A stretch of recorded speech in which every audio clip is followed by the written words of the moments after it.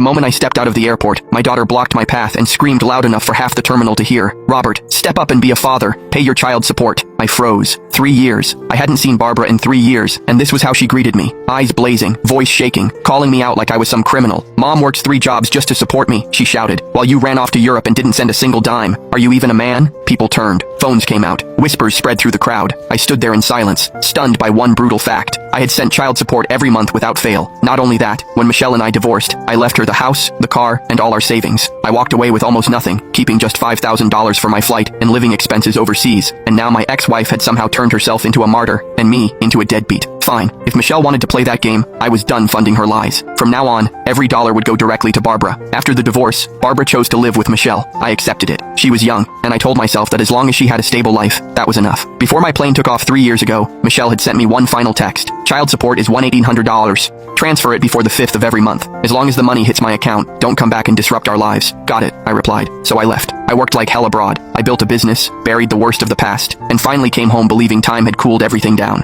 I was wrong. Now Barbara stood in front of me at 15, taller, sharper, harder. I recognized her instantly. "Barbara," I said, "what are you doing here? You've grown so much. Come on, let me take you to dinner." She jerked her arm away from me like my touch disgusted her. "You lived it up for 3 years without paying a cent, and now you want to act like a loving father." Her voice cracked with anger. "Do you know how much Mom suffered to raise me? If you didn't want to support me, why did you even have me?" The crowd had fully gathered by then. "Look at that guy. Designer suit, but he abandoned his kid. He left his wife and daughter to suffer while he enjoyed himself overseas. Someone record this. Men like him deserve to be exposed." Barbara straightened, like the public support gave her strength. "I came here today to collect my child support," she said. "You are my father. It's your legal responsibility to pay. If you still refuse, the second I turn 18, I'll sue you." I rubbed my forehead and forced myself to stay calm. "Hold on. You're saying I never paid? That's impossible. The court ordered $1,800, but I sent your mother $5,000 on the 1st of every month. Every month. I have the transfers, the chat history, everything." "You're lying," Barbara snapped. "If you really sent $5,000, why was Mom working 3 jobs? Why was she never home?" It took effort to get a single word in. Finally, I pulled up the records on my phone and showed her the bank transfers, plus the messages I sent Michelle after each payment. Barbara stared at the screen, then shook her head violently. "No, this can't be real. You probably faked all of it. I can take you to the bank right now." "I only believe what I saw," she shot back. "I saw Mom come home exhausted. I saw her cry. I saw us barely getting by." That hit harder than I expected. I could still remember the little girl who used to cling to my leg and call me daddy. Somewhere along the way, after Michelle became a stay-at-home mother, Barbara changed. She grew colder, more hostile, more convinced that anything I did was wrong. Even so, I kept my voice steady. "Barbara, listen to me. If you don't trust my phone, then come to the Chase branch across the street. We'll print the official records. The bank can't fake statements for me." She said nothing. When I left, I continued. "I left the house, the car, and over $400,000 in savings to your mother. Even without working,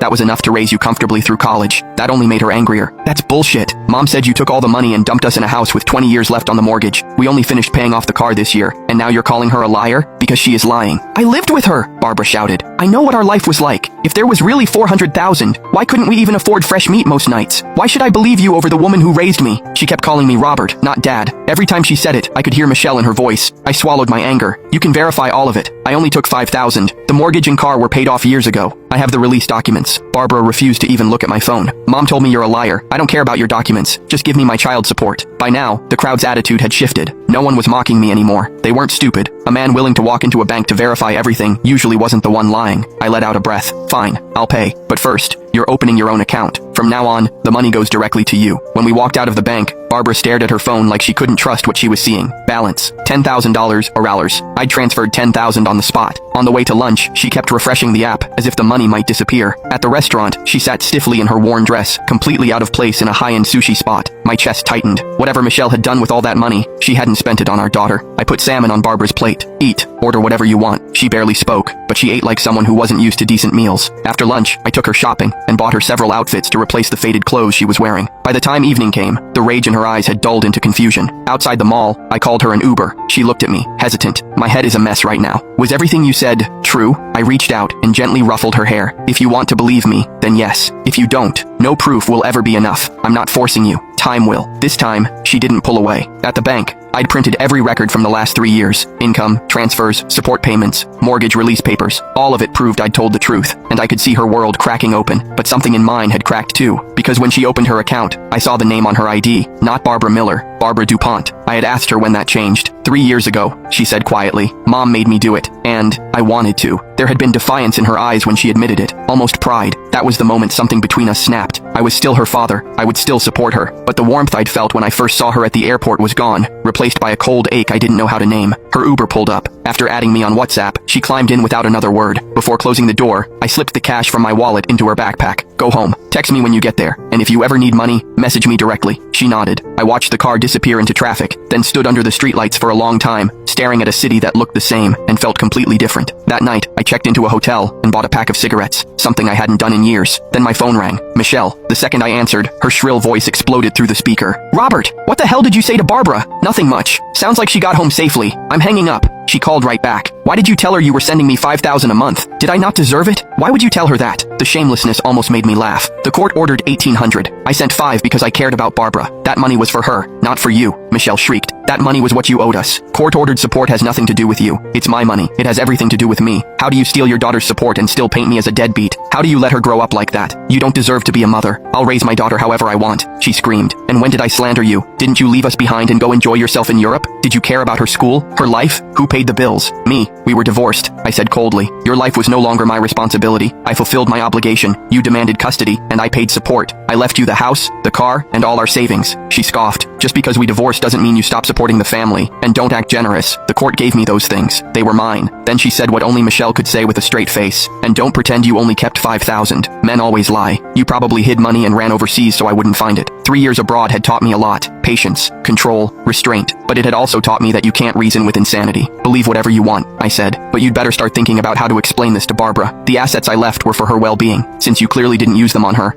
I'll see you in court. I moved out of the hotel soon after. Since my company was shifting part of its business back home, I bought a condo downtown and a decent SUV. I needed a real base here. The day I posted a photo of the new place on Instagram, Michelle texted me, "Wow, 3 years overseas and now you can afford a luxury condo and new car? Still claiming you left with only $5,000? I already contacted a lawyer. You hid marital assets during the divorce. Transfer $200,000 to me now, or you'll be served. If this goes to court, I'll ask for more." I stared at the message for a full minute. Then I replied, "Go ahead and sue me, you psycho. I'd love to see you try to squeeze 1 cent out of me." Then I blocked her. She'd never worked a real day in her life. She had no idea how quickly a driven man could rebuild from nothing. On the 1st of the next month, a random number started calling me non-stop. I answered once. "Where is this month's child support?" Michelle screeched. "Why hasn't it hit my account? Are you trying to starve Barbara? Send it today, or I'll get a court order and freeze your accounts." So Barbara hadn't told her. Interesting. I decided not to expose that right away. "I'll always pay child support," I said, "but not to you. From now on, every payment goes directly to Barbara. You won't touch another dime." She nearly choked on her own outrage. "She's 15. She can't manage money. You have to send it to me. I don't care that you lied about me," I cut in. "What I care about is that with all the assets I left you, plus the extra money every month, my daughter still ended up thin, underdressed, and scared of checking a bank balance. What exactly did you do with all that money? You think what you sent was enough?" Michelle snapped. "Do you know how expensive a teenager is? I didn't starve her, did I? I didn't leave her naked. I'm the one carrying all the pressure while you lecture me like some hero." I'd heard enough. "The support will be paid," I said. "Just never to your account again. Don't call me." I hung up and blocked the number. Then I opened WhatsApp and messaged Barbara. "Your mom just called me asking where the child support is." Her reply came almost instantly. "What do you mean? You promised that money was mine. Did you betray me?"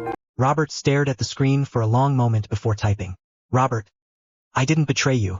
Check your account." 3 dots appeared, then disappeared, then appeared again. A minute later, Barbara sent a screenshot.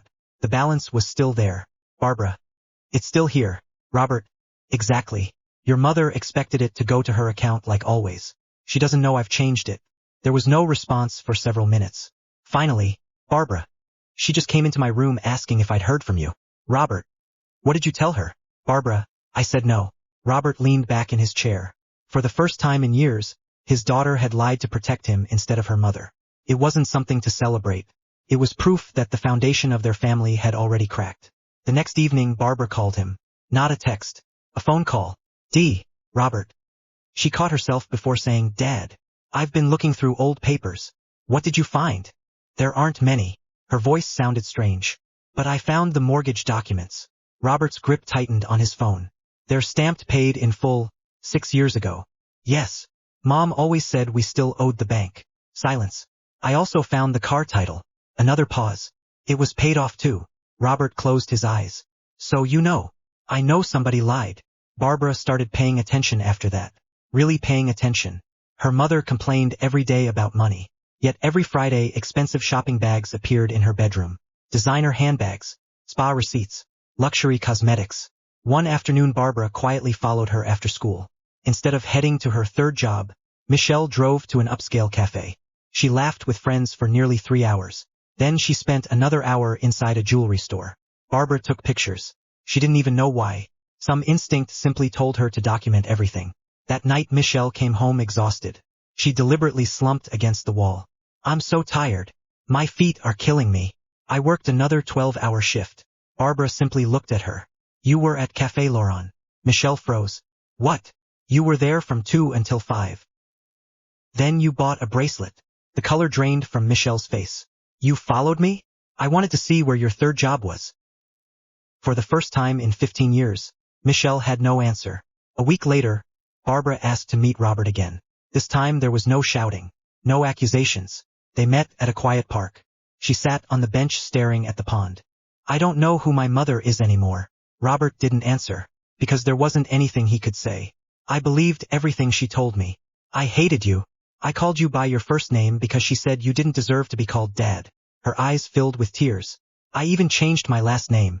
Robert looked down. "I know. I thought you'd abandoned me. You were a child." "No." Barbara shook her head. "I was old enough to know better. You were old enough to ask questions. I never did." She finally looked at him. "I'm sorry." The words were barely audible, but Robert heard every syllable. He smiled sadly. "I forgive you." She burst into tears. Not because everything was fixed, but because he'd forgiven her before she'd even figured out how to forgive herself. Michelle wasn't finished. When she realized Barbara wouldn't hand over the child support, she exploded. "You've been talking to your father. So give me your bank card." "No. I said give it to me." Barbara stepped backward. "It's my account. I'm your mother. And it's my child support." Michelle slapped her. Hard. Barbara stumbled into the coffee table. For a moment neither of them moved. Then Barbara slowly reached into her pocket. She pressed one button on her phone. Recording saved. She had started recording before walking downstairs, just in case. "You hit me," Barbara whispered. Michelle's breathing became ragged. You hit me because you wanted my money." Michelle reached toward her. "Barbara, listen." Barbara ran. Straight out the front door. Straight into the waiting SUV. Robert had arrived 10 minutes earlier after receiving one simple text. "Mom wants my bank card. Please come." He looked at Barbara's swollen cheek, then silently started the engine. "Hospital first," he said. "And after that?" He looked once toward the house that had once been his home. "We're going to the police." For the first time since returning from Europe, Robert stopped trying to preserve what remained of his old family. There was nothing left to preserve. Only the truth remained, and this time, it would be told in a courtroom under oath. The police report took less than an hour. The officer photographed the red handprint on Barbara's cheek. Then Barbara handed over her phone. "I recorded everything." The officer plugged in a pair of headphones. For several minutes, the room was silent except for Michelle's voice blasting through the recording. "Give me your bank card." "No. I'm your mother. It's my child support." Then, smack. The officer removed the headphones and looked at Barbara. "Did she strike you before this?" Barbara hesitated. "Not often. Answer honestly." "When I was younger." Robert closed his eyes. He had suspected. Hearing it was something else.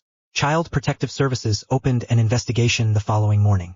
Barbara was interviewed alone, then at school, then again with a child psychologist. Every interview told the same story. Her mother constantly reminded her that her father was selfish, that he had abandoned them, that every hardship in their lives was his fault. When investigators asked what Michelle did with the monthly support money, Barbara answered honestly, "I don't know, but we were always told there wasn't enough." 3 days later, investigators requested Michelle's financial records. She refused.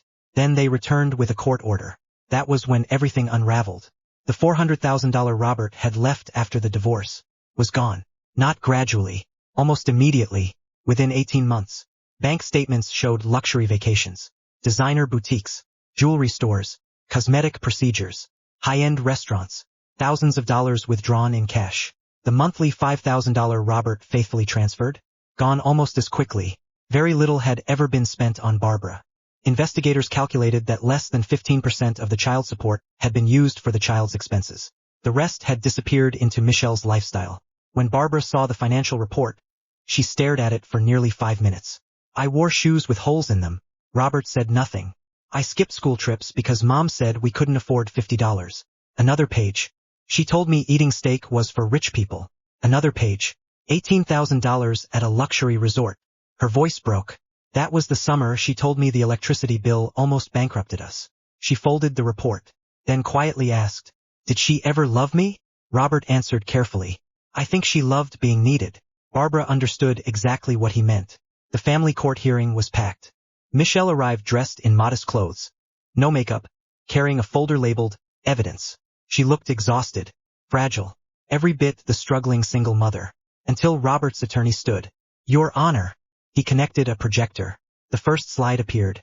Luxury handbags, receipts, jewelry, vacation photos from Michelle's own social media. The dates matched the months Robert had sent child support. Next slide. Bank transfers. Every single $5,000 payment. 36 consecutive months. No missed payments. Next. The mortgage release. Paid in full before the divorce. Next. The car title. Also paid in full. Next. Barbara's recording. The courtroom listened in silence. Then came the financial audit. Every dollar. Every withdrawal. Every purchase. The judge's expression darkened with each page. Michelle's attorney slowly stopped objecting. There wasn't much left to object to. Then Barbara was called to testify. She walked to the witness stand, hands shaking. She looked at her mother. Michelle smiled weakly. "Barbara, I'll tell the truth." Barbara interrupted. The smile vanished. Barbara took a deep breath. "My mother told me my father abandoned me." "He didn't." "She told me he never paid child support." "He did." "She told me we were poor because of him." "We weren't." Tears streamed down her face. "I hated my father for 3 years." She looked toward Robert. "He didn't deserve it." The courtroom was silent. Then she turned back toward Michelle. "You stole more than money." Michelle's lips trembled. "You stole my childhood. You stole my father. I can't ever get those years back." Even the court reporter paused for a second before continuing to type. After a brief recess, the judge returned. "The court finds that Mr. Miller fully complied with every financial obligation imposed upon him." He looked directly at Michelle. "The evidence strongly suggests intentional financial deception, misuse of funds intended for the child, and sustained parental alienation." The judge awarded temporary primary custody to Robert, despite Barbara being 15 and old enough for her wishes to carry significant weight. Barbara chose to live with him immediately. Michelle was ordered to undergo a forensic accounting and faced potential criminal charges related to fraud and misuse of funds. As she was escorted out of the courtroom, she screamed at Robert, "You turned my daughter against me." Barbara answered before Robert could. "No, you did that yourself." Michelle stopped walking. For the first time, there was no one left who believed her. Even her own daughter had chosen the man she'd spent years teaching her to hate. The courtroom doors closed behind her with a heavy thud. And for Barbara, it sounded like the end of a lie that had lasted almost half her life. The criminal investigation moved much faster than Michelle expected. Unlike family court, criminal investigators didn't care about excuses. They cared about paper trails. And Michelle had left thousands of them. Every transfer Robert had made. Every luxury purchase. Every cash withdrawal. Every false statement she'd made in court filings and school financial aid applications. The numbers simply didn't match the life she claimed to be living. Then the investigators found something worse. Michelle had reported herself as living below the poverty line for years. She had received housing assistance, reduced school fees, food benefits, and several charitable grants intended for struggling single parents. Yet at the same time, she had been quietly spending tens of thousands of dollars on luxury goods and vacations. That transformed the case. It was no longer just about misleading her daughter. It became an investigation into fraud. One by one, the organizations that had helped her sent letters demanding repayment. The school revoked years of financial assistance. The charity that had paid for Barbara's school supplies publicly announced that donations had been obtained through false representations. The local newspaper picked up the story. The headlines spread across social media. Mother accused of taking child support while falsely portraying ex-husband as deadbeat dad. The same internet that had once condemned Robert now turned on Michelle. The airport video that had gone viral was reposted with a second clip. Robert calmly showing years of bank transfers. Millions watched. The comments changed completely. That poor father. She stole 15 years from her daughter. Imagine weaponizing your own child. Friends disappeared first. Then relatives stopped answering her calls. Even people who had defended her online quietly deleted their posts. Her employer placed her on unpaid leave while the fraud investigation continued. A month later, she was terminated. No company wanted the publicity. The luxury handbags she'd bought with Robert's money were seized and auctioned. The jewelry went next. Then the designer clothes. The SUV she'd financed using falsified income statements was repossessed. Finally, the house. Although Robert had transferred it to her in the divorce, she had borrowed heavily against it over the years. Without an income, she couldn't keep up with the loan payments. The bank foreclosed. The house she'd once bragged was rightfully hers was sold at auction. She left carrying 2 suitcases. Nothing more. Her criminal case ended with a plea agreement. She pleaded guilty to multiple fraud-related offenses rather than risk a trial with overwhelming evidence. She was ordered to repay the money she had wrongfully obtained wherever possible, perform extensive community service, and remain under supervised probation for several years. The judge's final remarks were blunt. You taught a child to hate a loving parent for your own financial benefit. The financial losses can eventually be repaid. The emotional damage may never be. Barbara never celebrated. She attended every hearing. She listened quietly. When it was over, Michelle approached her outside the courthouse. Barbara. Her daughter stopped but didn't move closer. I made mistakes. Barbara looked at her for a long time. No. You made choices. They lasted 15 years. Michelle started crying. I was afraid you'd love your father more than me. Barbara's own eyes filled with tears. I could have loved both of you. You were the one who made me think I had to choose. Michelle reached out instinctively.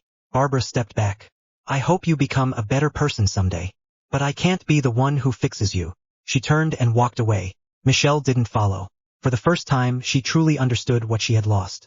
The house, the money, her reputation, her daughter, and unlike everything else, there was no court, no appeal, and no amount of tears that could ever give that back. 5 years later, Robert stood in the kitchen of the condo, pouring 2 cups of coffee. You're going to be late, he called. I'm coming. Barbara hurried down the stairs, now 20 years old, wearing jeans, a university hoodie, and the same determined expression Robert remembered seeing at the airport. Only now it wasn't filled with anger. It was filled with confidence. She grabbed a piece of toast before kissing him on the cheek. Morning, Dad. The word still caught him off guard. Not because it was unusual anymore. Because for so many years, he'd thought he would never hear it again. Barbara had insisted on changing her last name back to Miller the day she turned 18. No one pressured her. She simply walked into the courthouse with Robert beside her and signed the paperwork. I want my real name back, she'd said. It should never have been taken away. Robert hadn't cried during the divorce. He hadn't cried in court. But that day he had to pretend something had gotten into his eyes. Healing hadn't been quick. There were awkward dinners. Missed birthdays that could never be recovered. Years of memories they hadn't shared. Sometimes Barbara would suddenly remember something her mother had told her and ask, was that a lie too? Sometimes the answer was yes. Sometimes it wasn't. Robert never tried to erase Michelle from Barbara's life. He simply answered honestly whenever she asked. Trust, he had learned, wasn't rebuilt with grand gestures. It was rebuilt with thousands of small truths. Michelle completed her sentence and probation. She found work far from the city where almost no one knew her name. She wrote Barbara letters every birthday and every Christmas.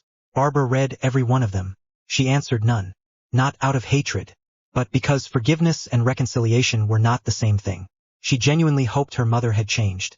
She just couldn't forget what those 15 years had cost. One autumn afternoon, Barbara asked her father to stop by the airport on their way home. Robert smiled. Planning another surprise vacation? She laughed. No, I just wanted to stand here for a minute. They stood outside the same terminal where, years earlier, she'd screamed at him in front of hundreds of strangers. I can still hear myself, she admitted quietly. Robert, step up and be a father. She lowered her head. I thought I was defending Mom. You were defending the person you trusted most, Robert replied gently. You were a child. Barbara looked at him. You've said that 100 times. Because it's true. She wiped away a tear. I wish I could apologize to the people who recorded that video. Robert chuckled. I think life already handled that. She smiled. Probably. Then, after a long silence, she slipped her hand through his arm. Thank you for not giving up on me. Robert looked at his daughter. The little girl who had once clung to his leg. The angry teenager who had called him by his first name. The young woman who had fought her way back to the truth. There was never a world, he said softly, where I would have stopped being your father. Barbara rested her head on his shoulder. I know. That evening, after dropping Barbara off at her apartment near the university, Robert drove home alone. At a red light, his phone buzzed. A message from Barbara. Love you, Dad. Drive safe. He smiled and typed back. Love you too. Proud of you. The light turned green. Robert drove on. Not thinking about the years that had been stolen. Not thinking about the lies, the courtroom, or the betrayal. For the first time in a long time, he was thinking about the years still ahead. Sometimes justice doesn't erase the past. Sometimes it simply clears the way for a better future. And for Robert and Barbara, that was enough.